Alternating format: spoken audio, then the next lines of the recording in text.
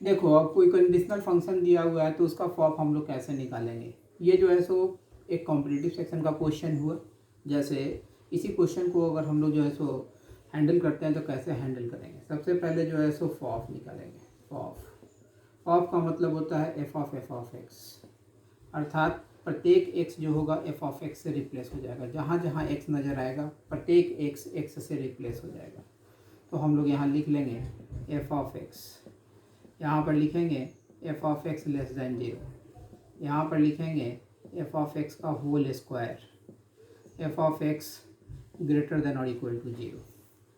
ये देखो ये सारे कंडीशंस हैं, माने ये जो है सो अब एफ ऑफ एक्स का कौन सा रिजल्ट लेगा। एफ ऑफ एक्स चूँकि दो वैल्यू को रख रहा है, ये दोनों वैल्यू है, एफ ऑफ एक्स का ये वैल्यू ये लेगा या नहीं लेगा।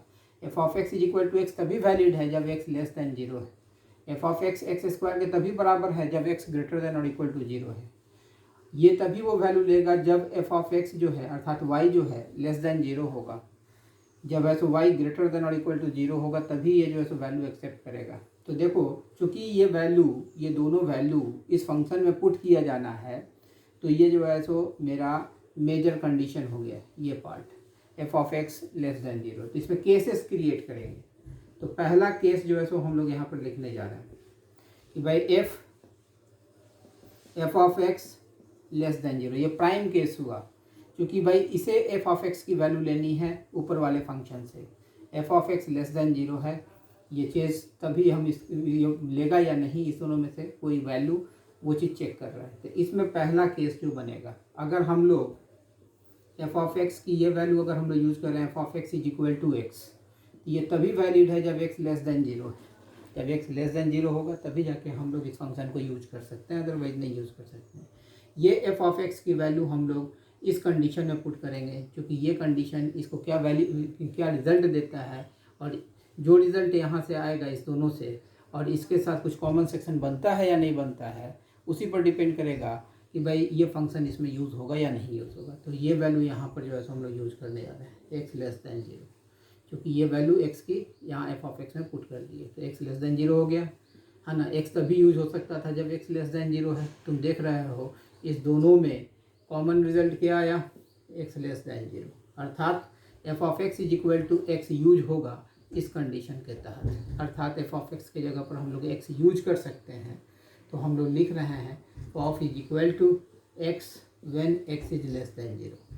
ये जो है सो हम लोग इस फंक्शन को इसमें पुट करके और कॉमन कंडीशन निकाल करके कंपोजिशन जो है सो निकाले थे।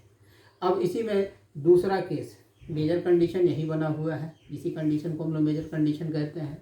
अब f of x is equal to x square यहाँ पर यूजेबल है या नहीं है, इस चीज़ को देखेंगे।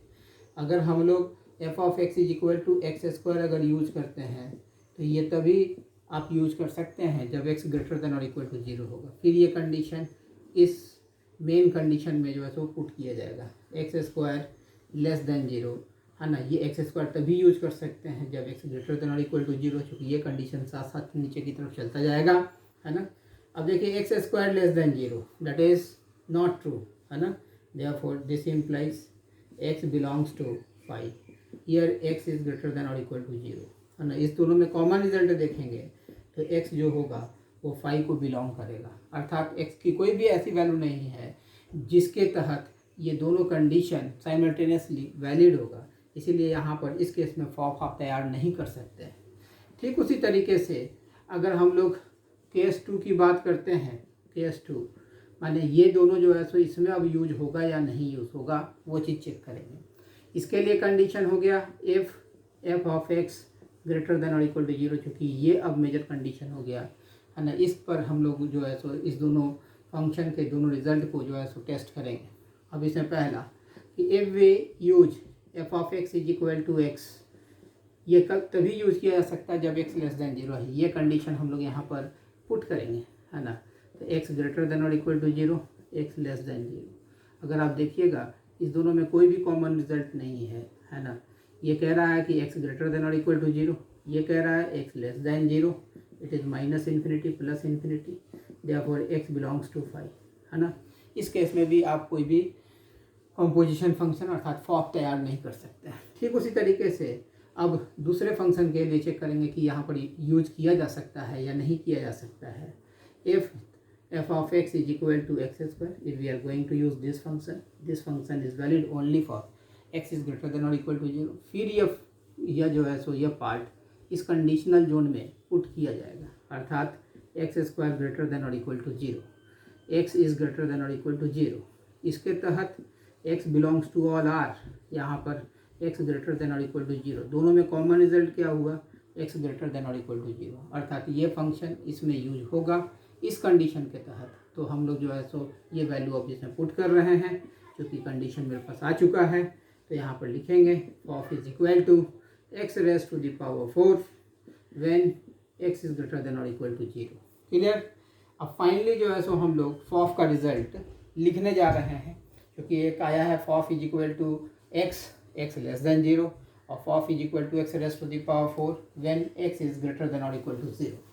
तो अब ये रिजल्ट हम लोग यहाँ पर लिखने जा रहे हैं। तो ये जो है सो लिखेंगे of that is equal to x when x is less than 0 and x raise to the power 4 when x is greater than और इक्वल टू 0।